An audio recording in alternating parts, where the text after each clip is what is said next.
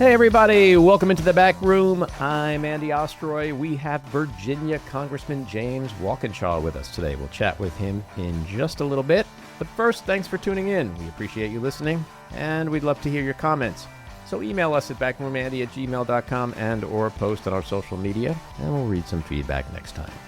And if you like the podcast, please rate and review and follow or subscribe, and you'll be notified every time we post a new episode.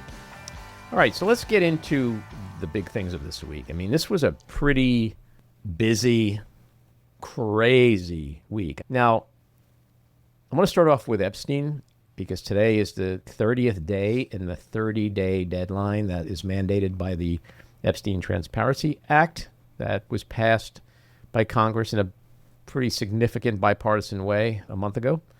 And today is the deadline for the Department of Justice to release the full Epstein files. It's a deadline. It's not like the clock starts today.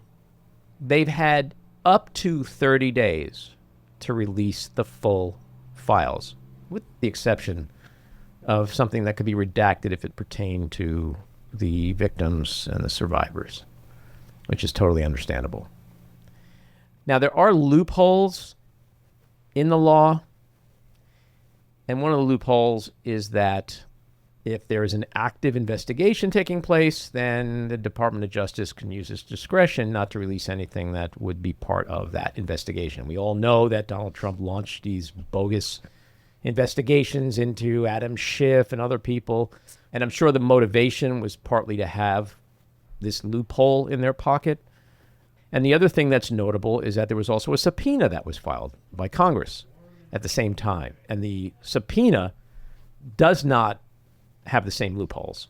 So one way or another, these files have to be put out by the Department of Justice. So they can hide behind a loophole under the law, but they can't hide behind the same loopholes under the subpoena. But what happened this morning is Deputy AG Todd Blanche came out and said, we're going to put out hundreds of thousands of documents. And then he said, there's also hundreds of thousands of documents we're not going to put out. Maybe we'll put them out later. But that's not what the law says. The law says all of it has to be put out by today. So it's going to be interesting to see what happens. I'm not sure how much power or control or influence Democrats in Congress have, but we'll see. I mean, the thing is, when you say the law says, this administration is completely lawless. So I don't know what that holds them to. I don't know who enforces things. I mean, it's the the accountability. Justice Department generally. And they care because why? You don't trust Pam Bondi? I mean, she's smoking hot, but no. Well, then I guess nothing happens. Yeah, that's the problem. You know, I say this all the time. We have a sociopath in the White House. Worse, we have a Department of Justice that is totally in the pocket of the sociopath. You know, we have a corrupt administration. We have a Department of Justice that rubber stamps the corruption. This is a first for us in our history. Usually, if something bad happens in this country, it's like, well, the Department of Justice is going to open an investigation and, you know, bring the criminals to justice. You mean like Tish James and Comey? Yeah, I mean, look, Matty, I know you're joking, but there is a very serious mortgage fraud epidemic in this country right now. There are people inadvertently benefiting by hundreds of dollars in tax breaks. And we have to put an end to this. Immediately. Apparently Donald Trump did. This real estate lawlessness. He wrote the book on real estate lawlessness. I did. Now, look, Donald Trump literally has done the exact same thing on his mortgages. Yep. But that's different, Matty. It's different. Completely. Totally different. You know that, Jen, right? Of course.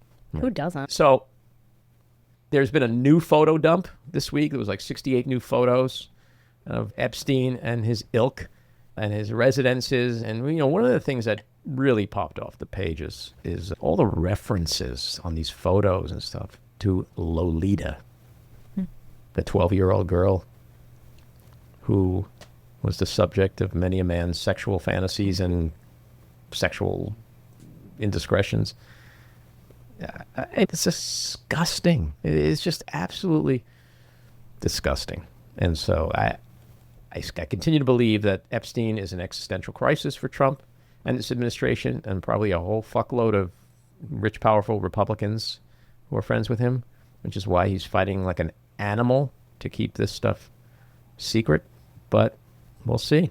I think the power and the momentum behind the survivors, these survivor sisters who are so brave in pushing for accountability and justice, that's not going away. Another thing in the news this week, Susie Wiles, chief of staff. And the reason she's in the news this week is that there was this incredible bombshell story in Vanity Fair that broke, where she did a series of 11 interviews. But when this story first broke, I was like, what the fuck? What is she doing? She said like really awful things. She said that Trump has the personality of an alcoholic. She said that J.D. Vance is a conspiracy theorist, that Pam Bondi totally fucked up on Epstein. I mean, like a lot of stuff about key people in the administration. And if she's so smart and so calculating and so disciplined, then there must have been a reason why she did all this, no? Yes. I really think that there was a reason. I'm going with no. I'm going with she is not really attuned to the way real media works, and that she was so enamored of being talked to all the time by this reporter that she just had no idea that everything you say to a reporter is written down. If it's not on background, it's going to be in the story. And she was convinced this was a book about her because he had previously written a book about chiefs of staff, and she just blabbed. She's just a blabber. Yeah, I agree with you. I think she was like, oh my, Vanity Fair. Yes, exactly. How many times? 11? Wow. She was seduced. Completely. Happens all the time. Happens all, I mean, Bob Especially if Woodward is you're- a master at that. Well, especially if you're as unsophisticated as I believe she is. Yeah. Let's play this clip because the people she talked about, as well as others, there was like uniform support for her, almost like effusive praise, like over the top praise and support for her, as if like in a military way, they just were ordered to. You know why I really love Susie Wiles? Because Susie is who she is in the president's presence. She's the same exact person when the president isn't around. Susie Wiles, we have our disagreements. We agree on much more than we disagree, but I've never seen her be disloyal to the president of the United States, and that makes her the best White House chief of staff that I think the president could ask for. This is, unfortunately, another example of disingenuous reporting, where you have a reporter who took the chief of staff's words wildly out of context. Many people in this building spoke with that reporter, and those comments were never included in the story, probably because it didn't push this false narrative of chaos and confusion that the reporter was clearly trying to push. Well, okay, so the first person you heard was Vice President J.D. Vance, who she attacked in this piece. The second was White House Press Secretary Caroline Leavitt. Those lips. Those lips. You know, taken out of context, J.D. Vance is a conspiracy theorist. Donald Trump has the personality of an alcoholic. How are those things taken out of context? They are so lame when they try to beat back criticism or any bad news. I think the important thing is that nothing they said denied the statements that were in the article. There was no denials, which means it was verbatim. And we know that the reporter recorded all the 11 hours of interviews with Susie, as well as the other interviews he did. When someone says you have the personality of an alcoholic, not a compliment. You guys don't think this was leaked on purpose? You think that she was seduced? You don't think that there was any planning in this whatsoever? I disagree with you. There's a part of me, Jen, that thinks she's at the fuck it stage of her tenure. I really do. But I agree with Matty too, and we don't know. I think both scenarios are plausible. The reason why I think that scenario is less plausible is this was over 11 months. If this was in the last month or two and she's like, oh my God, the administration's falling apart, he's disintegrating, I better do this interview. Well, we don't know what she said at the early interviews versus what she said recently. It's pretty clear that she started 11 months ago, and if she continued for those 11 different interviews, it was all in the context of her wanting to get herself in a book about things. It doesn't plausible. The argument could be made that it started out as a puff piece. She was flattered with Vanity Fair, and the more she got into it, and the more she became comfortable with the writer, and the more she let her guard down, and the more chaotic over time the first year has become, she just started talking more freely than perhaps she did at the beginning. But it's hard to imagine that she doesn't pay a price for this. Yeah, I don't think she will. I don't think she will either. Yeah, he needs her. Don't we have a bet? We have a bet about this? We have a bet that she's gone in, I said, what, 60 days? You lost said the March by March 1st. Maddie, we don't talk about my losing bets. Okay, so we've got that, and Matt and I both think that she's going to last. She's going to totally last. I don't see her leaving. And if she does leave, it'll be because she wants to, not because she's pushed out. She wants to. No, I mean if she wants to. How are we going to know that? Well, we wouldn't, but I don't think she's going to leave. You're already couching your loss? No, she's not. She is not leaving. This woman won the election for Trump. He is dedicated to her. She is incredibly important, even though I don't know what the fuck she does. You mean Susie Trump? He never. Trump. You're right. He never turns on people who really helped him. Marjorie Taylor Greene. She's nuts. All right, so I think it's just continuing to get worse and worse for Donald Trump. I think there's an inflection point here that we haven't seen before. This Epstein situation for him is really problematic. This week we saw a flurry of distractions. Again, he's running in 2028. That came up again. He's invading Venezuela. He did this speech the other night. And then there was this Rob Reiner thing. You know, Rob Reiner and his wife Michelle got murdered. We learned of that over the weekend. And he posted this just god-awful, unconscionable, hideous, I mean, it's showing such depravity and such a lack of humanity, compassion, and empathy for the family. And so all of these things on some level to me were distractions. And he can't outrun the Epstein shitstorm. It is a giant boulder rolling down a hill, and he's going to get flattened by it. And the thing with Rob Reiner is that we also had the mass shooting at the Hanukkah celebration in Australia. We had the shooting at Brown University. All of these things happened in the span of like 24 hours. Mm-hmm.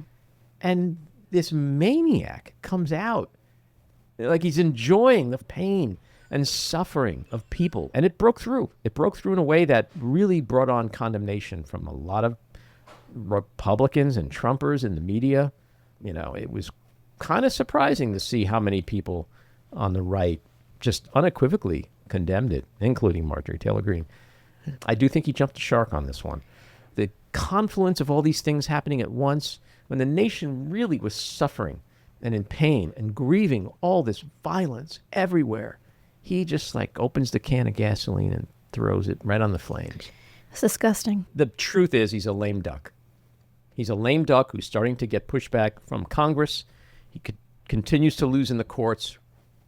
Part of his base is turning on him. He's lost Marjorie Taylor Greene. He's lost the independents. He's lost the bros, the young men who voted for him. He's lost Hispanics. He's in trouble, and they're all lining up for 28.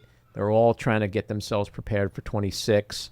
We saw this week New York's Congressman Mike Lawler and 3 other Republicans went against the White House and signed the discharge position to extend the Obamacare subsidies. Something's happening. Let's play Marjorie Taylor Greene.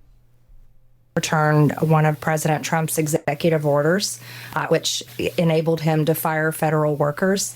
We also saw Indiana Republicans vote against redistricting. He didn't call any of them traitors and call for primaries against them. But I would like to say that that is a sign where you're seeing Republicans, they're entering the campaign phase for 2026, which is a large signal that lame duck season has begun and that Republicans will go in all in for themselves in order to save their own reelections. She's a smart woman. I don't discount anything she says. I don't think she's just a scared little Georgia church mouse who's running back home because politics got too ugly for her. No, pay attention to what this woman does. Pay attention to what she says, because I think she's got her ear to the ground in a way that most other people in Trump's orbit don't. All right, let's get to the winners and losers. My winner, Ahmed Al-Ahmed, the Muslim fruit shop owner who ran into danger on Bondi Beach to take away the gun from one of the shooters. And I think that it's a good time to never forget that the world is filled with brave and decent people. My loser, science. As the Trump administration dismantles NCAR, we all lose scientific understanding about our planet, including meteorology, climate science, and the impact of weather and science on our environment and society. My winner is Mark Guiducci, the recently named editorial director of Vanity Fair. His choice of Christopher Anderson to shoot the White House portraits of the Trump administration was a stroke of genius. My loser is the country. It is no longer a serious place. Trump's turned a hallway in the West Wing colonnade into what he calls a presidential walk of fame. In reality, it's little more than his most unhinged Truth Social post bound together and bronzed. I was going to have Marjorie Taylor Greene as my winner, but you're right, Jen, about Ahmed. And more importantly, what you said about there is good in this world and there's good people in this world. And we got to stay focused on that, because if we don't, we're going to go crazy. My loser, New York City Mayor-elect Zohran Mamdani, whose director of appointments, Catherine Almonte da Costa, resigned just one day after she was hired because the Anti-Defamation League resurfaced anti-Semitic social media posts she made over a decade ago. Things like money-hungry Jews, shaking my head. Far Rockaway train is the Jew train. Now, this one I take personal offense at because I grew up in Far Rockaway. Far Rockaway is a good Jewish place. If any of my Far Rockaway pals, Rich, Glenn, Mike, Petey, my Far Rockaway boys, you know what I'm talking about. Anyway, not a good start for the incoming mayor, who already was the subject of concern within much of the Jewish community. And that gets us to the weekly rant. So, a little over a week ago, Donald Trump held a rally in Pennsylvania, which was supposed to be an opportunity for him to reconnect with his base and demonstrate that he understands the economic challenges they're facing. He failed miserably then. And he did the same thing this week in his much-hyped 18-minute primetime address to the nation. The truth is, Trump is incapable of delivering the kind of speech he needed to deliver this week. He wasn't understanding. He wasn't reassuring. He didn't speak to the affordability concerns of voters. He didn't acknowledge their economic struggles, nor did he address in meaningful, tangible terms what he's doing to improve their lives. What he did do was pat himself on the back. It was all about him, because it's always all about him. His speech was loud. His speech was a loud, angry, defiant, defensive, lie-filled, hyper-partisan, tone-deaf, rapid-fire tirade delivered by an insecure, out-of-touch, unhinged narcissist desperate for attention, credit, and validation. And once again, he insulted his base by telling them they're too stupid to understand how great they have it. Who are you going to believe, me or your lying grocery bills? The speech was a mini State of the Union. He might as well have said, "Here I am, folks, and I'm doing fantastic. Here's my massive accomplishments, and you should be thrilled about all the money you're making and how little you're spending on everything, all because of your favorite president, me." Trump needed to have his Bill Clinton "I feel your pain" moment. Instead, he had "you have no pain" moment. It was the kind of speech that left his handlers, congressional Republicans, and the party terrified, because the economy is struggling. Inflation has increased every month for the last 5 months, and unemployment is the highest it's been in years. The working and middle class is growing angrier each week, yet all he can offer is, "It's Biden's fault." The speech was a gift to Democrats, who, with an eye on next year's midterms, are fired up and anticipating a blue wave pickup of perhaps 40 to 60 House seats and maybe even a Senate flip. And Trump is helping them so much he should be on the DNC payroll. Next month marks the 1-year anniversary of Trump's term. And whether he likes it or not, this is his economy. And he has no one to blame but himself for his broken promises, such as the hyperbolic, grandiose, unrealistic promises he made to, quote, end inflation and bring down grocery, healthcare, and other costs quickly, even on, quote, day one. Trump is drowning politically. His approval has sunk to 36%. And when it comes to his signature issues of crime, immigration, and the economy, he is significantly underwater, and he's dragging the party down with him. MAGA is in a state of turmoil, and the once iron grip he had on his base and Congress is slipping. As Marjorie Taylor Greene said this week, the dam is breaking. All right, let's get to Congressman James Walkinshaw. He represents Virginia's 11th Congressional District and serves on the House Oversight and Government Reform Committee and its Military and Foreign Affairs Subcommittee, focusing on protecting the nonpartisan civil service, supporting fair pay for federal employees, and holding the administration accountable. He also serves on the House Homeland Security Committee and both its subcommittees on Homeland Border Security and Enforcement and Cybersecurity and Infrastructure Protection. Congressman, welcome into the back room. Thanks for having me. Excited to be here. So let's start with the Epstein situation. There's a deadline today for the Department of Justice to release the full Epstein files under the new law that was passed recently. The breaking news this morning is that Deputy Attorney General Todd Blanche announced that the department will release hundreds of thousands of documents, but there will be hundreds of thousands of documents that won't be released. So what's happening here? And more so, what do we do now? What will Congress do? What can Democrats do in response? Well, the law is very clear. Law passed by Congress, signed into law by President Trump. Today is the deadline for the Department of Justice to release all of the files with obviously information related to survivors and victims redacted. And I certainly can understand and appreciate that there's a lot of work that needs to go in to ensure that, all those redactions are made. But they've had a lot of time here. And if they didn't feel like they could meet the legal deadline, they should have shared that information with Congress days or weeks ago. To learn today, the day of the deadline, that they're not going to be meeting the letter of the law is deeply, deeply disturbing and troubling. I think it's going to add to the feeling that the American people have, very understandably, that there's been a cover-up going on here. One thing that's important to note, in addition to the legal requirement created by the law that was passed, the Department of Justice is also under subpoena to the Oversight Committee, a subpoena that predates the discharge petition and President Trump signing the Release the Files bill into law. That subpoena is still in effect. That subpoena does not allow for the redaction of information that's relevant to quote unquote ongoing investigation, as the law does. So on the Oversight Committee, we as Democrats, and I would hope in a bipartisan way, are going to continue to press for full compliance with that subpoena and with the law. Well, I ask you this as a frustrated Democrat. I know there's a ton of us out there.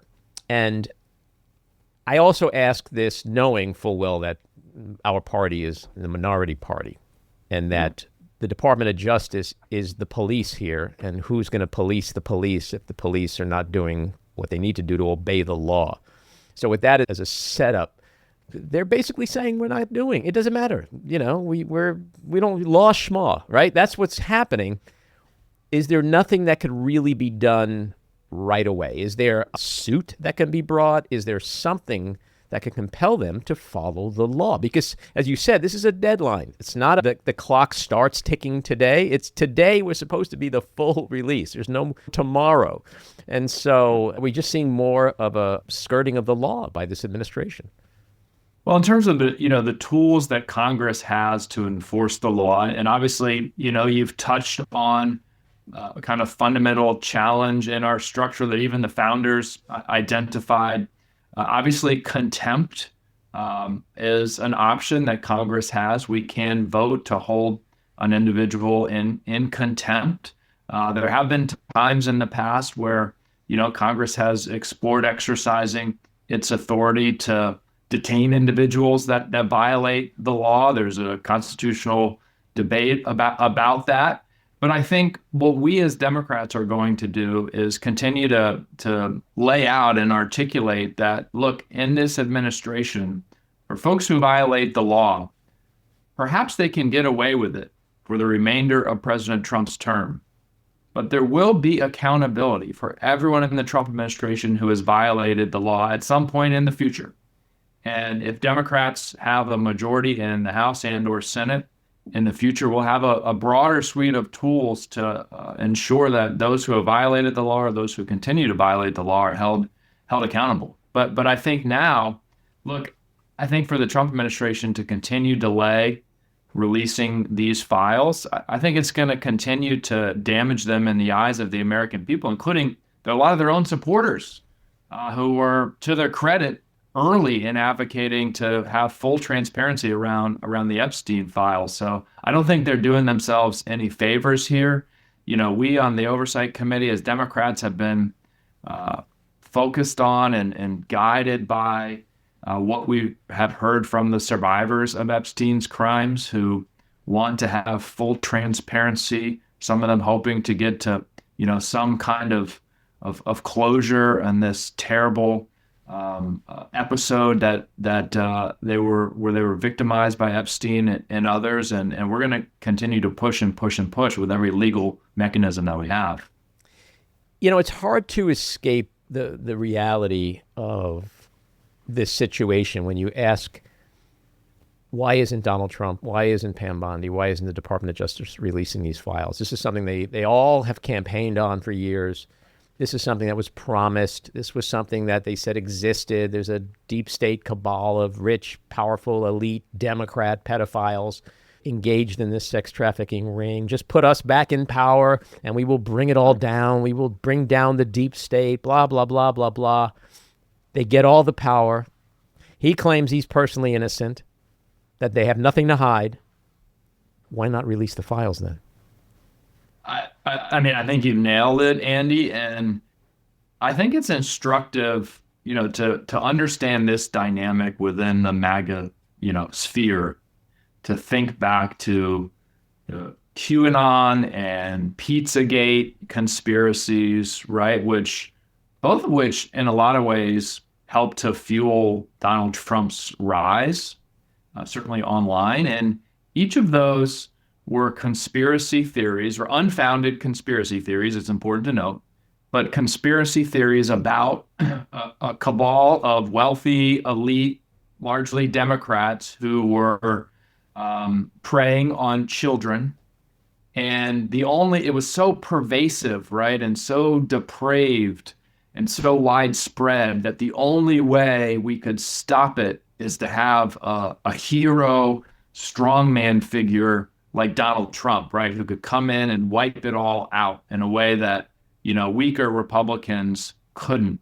And that whole persona, right, that kind of mythical persona of Donald Trump was significant in his rise for a lot of folks. And the problem for him with this story is all of that has been punctured, right? Not only is Donald Trump not the hero in this story, unable to break up the cabal that preyed on children, but seemingly he knew a lot more about it than he wants us to know. And I think if you look at the timeline, right, he campaigned on release the files, release the files, release the files. He gets into the White House for the second time, and they make a big show that they're releasing the files. Remember, they had those binders. They came out in front of the White House with the binders of the list Phase and the one. files. Mm-hmm. That's right. And then we know, and it's been widely reported, right, that Attorney General Bondi told him that he's in the files. Mm-hmm. And we had now recently learned with Susie Wiles in the Vanity Fair interview that, he's in the flight logs and in the files in other ways that would be embarrassing to him that if they were released. So we know why he has done everything possible to prevent these files from getting out. We don't know the full extent of it. And that's what we need to learn. And look, it's not just about Donald Trump. Our view as Democrats in Congress is the investigation should lead wherever it leads. And we're going to follow every lead that comes to us, whether it's a prominent Democrat or prominent Republican. But Donald Trump's the person with the power to release the files who has refused and continues to refuse to fully release the files.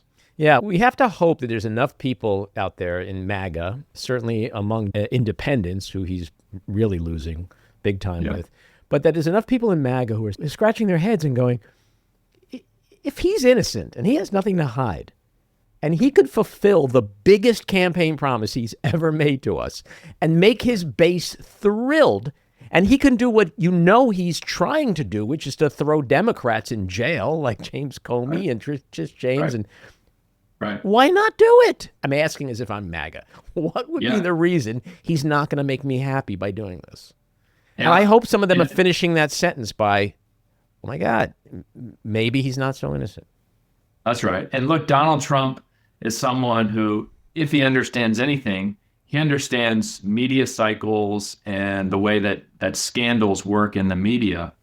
And what has happened over the course of this year has been a drip, drip, drip of bad story after bad story after bad story where he's taken hits. And he knows that. He understands that. The smart thing to do for him would be to just release the files, get it out there, get it behind you, and move on. Why hasn't he done that? Why instead is he willing to endure this constant drip, drip, drip of bad news as recently as today, where they're still refusing to release all the files? Yeah, and speaking of drip, drip, drip, so about a week ago, your committee released some of the 95,000 photos. Right. Yesterday, there was more photos that were released. Are there any of those photos that stand out to you as being particularly insightful or incriminating on any level? Well, look, I think the photos confirm what we knew and maybe strengthen what we knew. Epstein's relationships with wealthy and powerful men, Democrats and Republicans, right? Donald Trump in a couple of the photos, at least one of which I think had been released publicly in the past. But the challenge with the photos is, we don't have the context. And it's not that Oversight Democrats haven't released the context. It's that, we're getting these photos from the Epstein estate and we're getting photos. And the context, including dates, when they were taken, who took them, what was taking place when they took them, a lot of that context will be in the DOJ files, right? So I think when the DOJ files and the photos that the Oversight Committee has received are put together, we'll have a better understanding of what they mean. To me, when I saw the Trump condoms photo, that kind of made me go, okay, why would, if they're not that close and they weren't, sort of partners in alleged crime, what was that all about? And then you see the references to Lolita in the dump yesterday in a lot of the photos. Right. And then the dental chair, which is just horrifying, especially when you see the masks of men on the wall in that room. When you see all this stuff and then you take everything that we know so far, it's kind of obvious why these files haven't been released. Like if you ask, what is he hiding? The answer is, duh, right? Why else would he be fighting like an animal to keep these things private? Yeah, I think, if you piece together all of the things we know, and in addition to the photos, several weeks ago, we released some emails from Jeffrey Epstein, including emails saying, Trump, quote, knew about the girls and, quote, spent several hours with one of the girls. I think the New York Times reporting this week, documenting not just the length of Trump's relationship with Epstein, but the depth of that relationship. Some folks even described them as best friends, and it was clearly a relationship based on, their mutual interest in sexual pursuit and sexual exploitation. And that went on for a long time. It gets very difficult to believe that through all of those years, Donald Trump didn't know that Jeffrey Epstein was trafficking underage girls. And we know at least one, and according to the New York Times, perhaps another, were trafficked from Mar-a-Lago. Right. From Mar-a-Lago.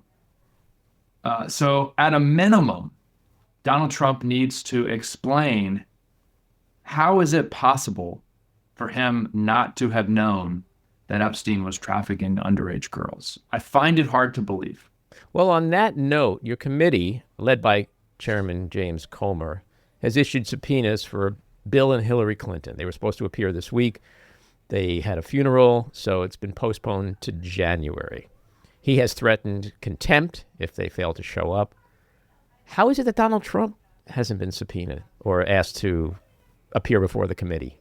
Based on what you just said and the obvious that we all know. What has Hillary Clinton got to offer the committee that Donald Trump wouldn't? Yeah, you're absolutely right. And first, let me just say, my view and Democrats' view is anyone who has information that could be relevant to the investigation should come in and sit down and talk to us. And it's been reported that the Clintons and Chairman Comer have been in communication for months, and the possibility of them, providing a sworn statement has been discussed. So I think that will get resolved. But your point is absolutely right. What does Hillary Clinton have to do with this? Zip, zero, zilch, nada, nothing. And I think Chairman Comer and the Republicans reveal the partisan approach they take to this by trying to drag her into it. And I think your point, and I've said this, is absolutely a good one. We should be talking to anyone who has information that's relevant to the investigation. Our investigation has determined that Donald Trump has information that's relevant. Maybe Jeffrey Epstein was lying in the email when he said Trump knew about the girls, but anyone conducting an investigation would want to ask Donald Trump, why did Jeffrey Epstein say you knew about the girls? Did you know about the girls? I think that's an obvious kind of next step in terms of investigation. Obviously, I don't expect the Republicans to go that route. And by the way, Congress has subpoenaed presidents of the United States before. It sometimes creates a constitutional debate, but in my view as a member of Congress, we absolutely have the authority to subpoena the president of the United States. Yeah, Bill Clinton testified. He did it, from the White House, I believe, and he did it, privately, but you're 100% right. I want to ask you about immigration. Last week, there was a House Homeland Security Committee hearing. HHS Secretary Kristi Noem testified, but she left before you could question her. Talk about the delays in disaster relief that you spoke of at the hearing, as well as the funneling of taxpayer funds to her friends and allies and the $220 million that she spent on promoting herself and her own image.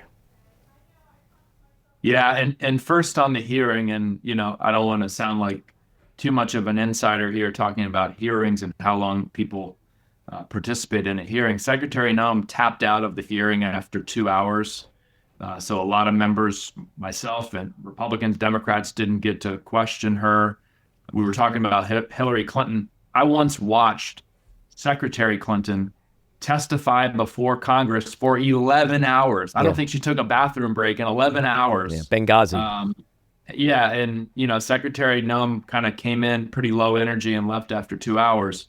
I think what I articulated in the hearing is we've seen Secretary Noem and the Department of Homeland Security under her leadership be very slow when it comes to getting relief to communities that have experienced a disaster, right? We saw this in the wake of the floods in Texas, where the bureaucracy and red tape that she put in place delayed life-saving resources. We've seen this across the country. Even one of the Republicans in the hearing complained to her about her department being slow to reimburse a locality in his district. So she's been very slow in doing that part of the job. But she was incredibly fast at spending $220 million to produce an advertising campaign which largely is designed, and if you watch some of the advertisements, they're promoting her. They're 1-minute advertisements, and it's 45 seconds, which are clearly Kristi Noem for President 2028 ads, and then 15 seconds, trying to tell folks who are undocumented to leave the country or not to come into the country. So it's a problem on its face that's how taxpayer dollars are being spent to promote herself. But perhaps the bigger problem, I think this is an emerging scandal.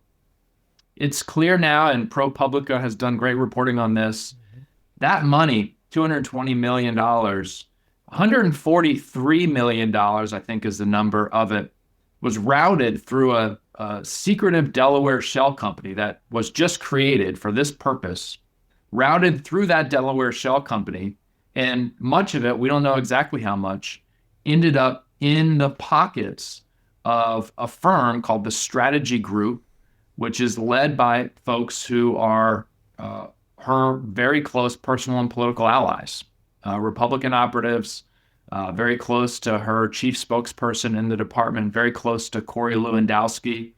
And the thing that's even stranger is she did precisely the same thing with precisely the same firm as governor of South Dakota. In 2023, according to officials in her administration, she steered an $8.5 million state contract to this same firm. So, the Democrats and Ranking Member Thompson and Garcia have launched an investigation, written to her, requesting documents, written to the Inspector General, asking for an independent investigation of this. I think even folks in the Trump administration are frustrated with her. One was quoted in Politico saying there's, quote, something fishy going on with the money at DHS. So I think this is a story that we're going to be hearing more about. And look, the American people deserve to know how their money are being spent. And there's some fishy stuff going on from my perspective. Yeah, and there is chatter that Trump is not happy with her and that she may be gone next month. You see it as a likely scenario? It's hard to say. Certainly there's real frustration with her. Trump seems to have taken the approach in this term that no matter what, he doesn't want to fire a cabinet secretary. Right. He did it in the first term, and I think he's decided it demonstrates weakness, or lets, the Democrats get a win or something. So seemingly there's no level of incompetence, no level of corruption, no level of self-dealing that could cause a cabinet member to be fired, as long as they continue to show up at the cabinet meetings and tell Donald Trump that he's the greatest leader in the history of the human species, right? That seems to be the only remaining job criteria for them. But what do you think happens as his approval continues to tank, as he continues to lose everywhere? We know that Donald Trump never likes to accept blame, so he's got to blame somebody else at some point, because the situation for him right now is a bleak one. So at some point, there has to be blame. There's going to be a moment where somebody gets blamed. If it's not him, who is it? Yeah, I think that's a great point. I mean, he was quoted this week basically, setting the stage to lose the midterms. He, said presidents, even when they're doing a great job like I am, usually lose in the midterm. So he's already seems to have conceded defeat. I think one of the things that's been interesting for me to watch over the last couple months is to see live my Republican colleagues in Congress starting to come to the realization that Donald Trump does not give a damn about them. And the rest of the world knew that, right? Anyone who's ever met or worked with or engaged with Donald Trump knows that Donald Trump cares only about Donald Trump. Right. But some of the Republicans in Congress, most of the Republicans in Congress, have gone so far in their fealty to Donald Trump that they convinced themselves that Donald Trump was their friend and cared about them, or cared about their political future, or cared about the policy priorities that they have. And they're learning over the last couple of months, he doesn't give a damn about them. And I think you're going to see that continue to play out and his relationship with Republicans in Congress continue to unravel, perhaps in unexpected ways over the course of this year, and his power is waning by the day. That happens to any president. I think with Donald Trump, like anything, everything is kind of supercharged with Donald Trump. And I think his acceleration into lame duck status is going to be supercharged as well. Yeah, I think you're right. And I think we're at some kind of an inflection point. And I point to Marjorie Taylor Greene, perhaps more than anything else, because I think she's a very shrewd, very crafty, calculating politician who has her finger on the pulse of MAGA and the Republican Party. And I also think she has a ton of political capital. And I just think her break with Trump should be taken as some kind of sign that she's seeing the future. And she's making that break now and getting ahead of it. I don't think, when I see people write her off, it's like, oh, she's terrified of Trump and her family and all that. That's not it. I think she sees the future for herself politically, but she also sees that being on that Trump-tanic as it's continuing to head for the iceberg is not the place to be. Yeah, I think that's right. And I think you're starting to see, and this will also accelerate over the course of this year, kind of quiet, maybe sometimes not quiet, jockeying within the Republican Party, within MAGA, to try to define the post-Trump future, right? We see this in the debates between, Heritage and Ben Shapiro, and should, they defend Tucker Carlson's anti-Semitism or not, and how anti-immigrant should they be?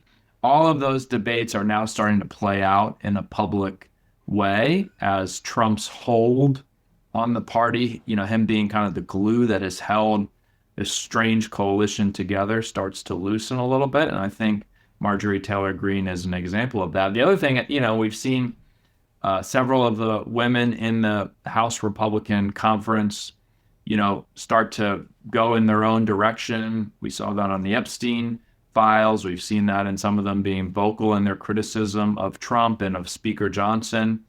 And they seem to be, I doubt it's a new realization for them, but they're now willing to vocalize that there's a lot of misogyny in House Republican Conference and, MAGA with Trump, and they're getting frustrated with that misogyny.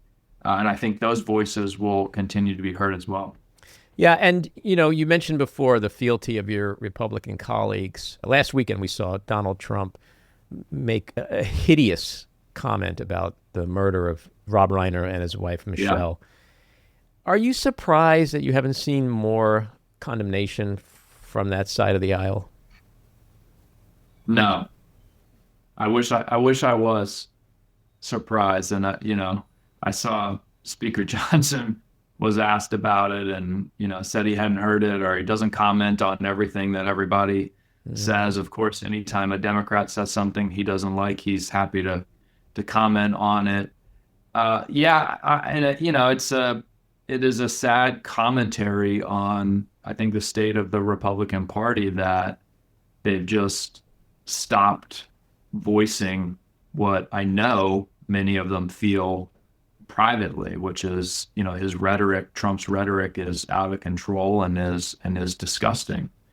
They just don't have the courage. They've just decided it's not worth it. There's nothing to be gained by speaking out. And, I'm somebody who kind of believes, I try to avoid moralizing. I don't think it's a great place for political leaders to be. But, our founders were very clear that for our project, our democratic project, to succeed, the virtue or some sense of virtue among our leaders was necessary to hold it all together. And Republicans have completely abandoned that. And that's a tragedy. I hope they find it, but they don't have it right now. They just don't have it. Yeah, and the sad, chilling reality that I think Americans have to grapple with is that we have a sociopath in the White House, and that explains everything he does, everything he says. Congressman, thanks so much for coming on. Come back and chat with us again, and enjoy the holidays. Thank you. Thanks for having me. All righty, take care. This episode was produced and edited by me, Andy Ostroy. It was co-produced by Matty Rosenberg and Jen Hammoud for Radio Free Rhinecliff, with additional editing by Matty Rosenberg, music by Andrew Hollander, and graphic design by Cricket Langell. And with a special thanks to our sponsor, The Epicurean. Again, thanks for listening. Please rate and review wherever you get your podcasts, and subscribe to the Backroom with Andy Ostroy YouTube channel, where you can watch full videos of our interviews. See you next time.